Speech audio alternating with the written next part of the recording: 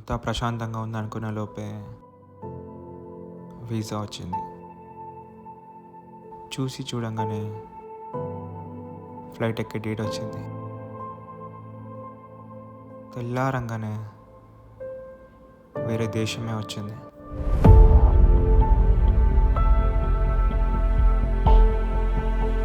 అంతా అయోమయం.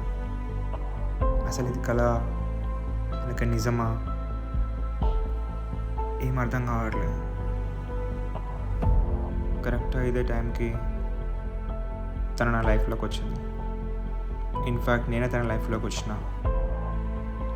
నీకు నేనున్నా కదా, ఎందుకు భయం అని ధైర్యం ఇచ్చింది. తనని కలవకుండా పడుకున్న రాత్రి లేదు, ఎప్పుడు కలుస్తానా అనుకోని మార్నింగ్ లేదు. ఆకలిస్తే అన్నమైంది, కడుపు కలితే కూర అయింది, చలి పెడితే ఛాయ్ అయింది, దాహం వేస్తే నీళ్ళైంది. అయోమయంలో ఉన్న నాకు మొట్టమొదటి ధైర్యాన్ని ఇచ్చింది.